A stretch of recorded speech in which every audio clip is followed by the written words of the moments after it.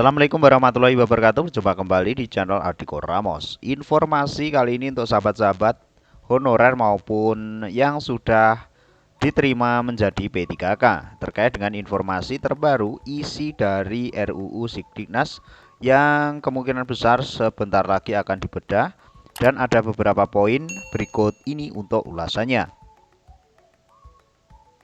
Dikutip dari Pos Kupang dari tribunnews.com, pemerintah dan DPR saat ini sedang membahas rancangan Undang-Undang Aparatur Sipil Negara atau RUU ASN. Ada kabar gembira untuk para sahabat honorer dan pegawai pemerintah dengan perjanjian kerja atau P3K. Dalam RUU ASN tersebut, P3K bisa langsung diangkat menjadi PNS. Berikut ketentuan terbaru dalam RUU ASN yang memberikan jaminan PPK bisa diangkat langsung jadi PNS. Satu antaranya ketentuan itu yakni syarat umur dan masa kerja berlaku. Menurut ketentuan terbaru dari RUU ASN itu, P3K yang diangkat langsung jadi PNS memperhatikan batasan usia pensiun dan masa kerja paling lama. Jadi untuk teman-teman honorer yang bermasa kerja lama maupun P3K yang sudah bermasa kerja lama juga bisa diprioritaskan ya di sini. Yaitu usia dan masa kerja diutamakan ya sahabat-sahabat. Dan menurut informasi dari Sekdin di daerah admin, bahwasanya untuk pembahasan RUU ASN ini akan berlangsung pada tanggal 17 sampai tanggal 22. Itu informasi yang kita dapat kemarin langsung dari Bu Sekdin di daerah Ardiko Ramos. Jaminan honorer dan P3K diangkat jadi PNS diatur dalam pasal 131A dan pasal 135A.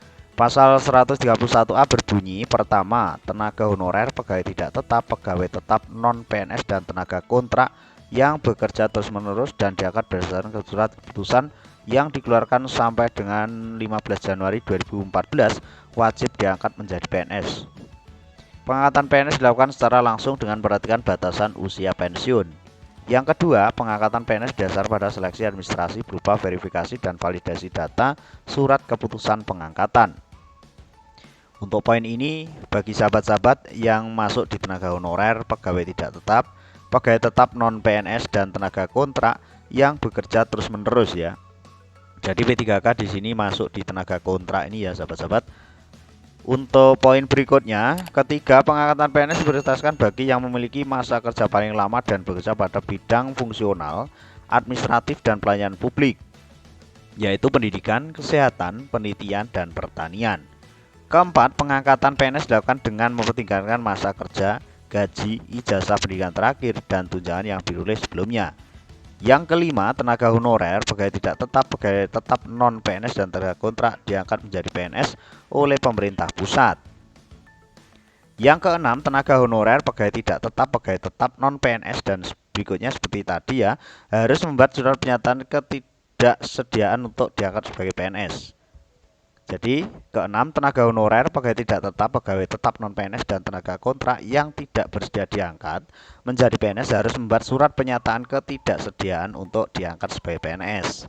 Isi RUU ASN terbaru ini memang berbeda dengan UU ASN tahun 2014 lalu. Perbedaan itu terletak pada hak honorer dan P3K serta adanya peluang honorer dan P3K diangkat menjadi PNS. Walaupun P3K dan PNS sama-sama ASN, namun tetap berbeda ya sahabat-sahabat.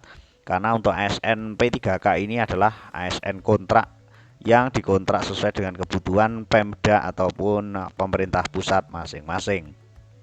Selanjutnya tentang hak honorer dan PPK misalnya diatur dalam pasal 22 RUU ASN terbaru. Pada pasal 22 RUU ASN secara jelas mengatur hak P3K di mana P3K berhak memperoleh 5 poin hak, yaitu gaji, tunjangan, dan fasilitas. Yang kedua cuti, 3 pengembangan kompetensi, 4 jaminan hari tua, serta 5 perlindungan.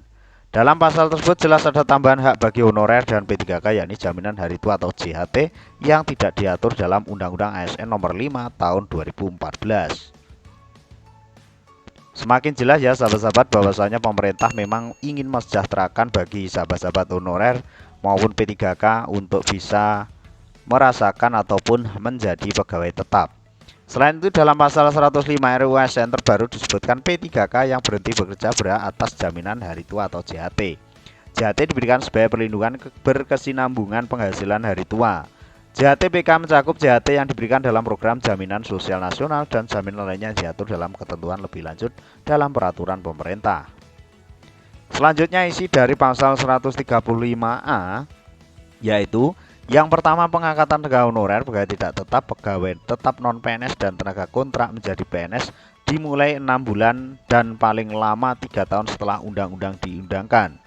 Jadi misalkan Desember ini bisa final ataupun disahkan ya untuk RUSN ini di tahun 2022, yang insya Allah sesuai dengan informasi terbaru yang kita dapat langsung, yaitu tanggal 17 sampai tanggal 22 akan dibedah, dan sekiranya sekitar ada 38 poin utama ya sahabat-sahabat. Namun untuk per poin kemungkinan dan belum ada informasi ya sahabat-sahabat, tidak mendapatkan bocoran dari admin. Dan posisi ataupun yang poin kedua, pada saat UU ini mulai berlaku, pemerintah tidak diperbolehkan melakukan pengadaan tenaga honorer, pegawai tidak tetap, pegawai tetap non PNS dan tenaga kontrak.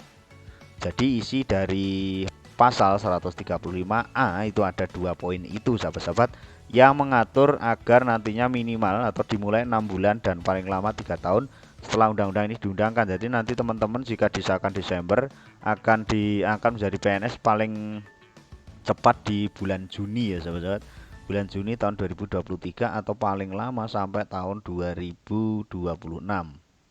Mudah-mudahan informasi ini bisa bermanfaat. Tetap stay tune terus di Adiko Ramos untuk informasi terbaru terkait dengan ASN maupun seputar dengan RUASN yang terbaru nantinya, apa saja yang disahkan, dan kemungkinan besar ataupun mudah-mudahan ya sahabat-sahabat, mudah-mudahan untuk RUASN ini bisa disahkan, dan bagi sahabat-sahabat yang menonton video ini bisa berkesempatan untuk menjadi PNS bagi yang belum. Mudah-mudahan informasi ini bisa bermanfaat. Ada salah-salah kata, mohon maaf yang sebesar-besarnya. Ada kurang lebihnya, maaf. Wallahul muwaffiq. Wassalamualaikum warahmatullahi wabarakatuh.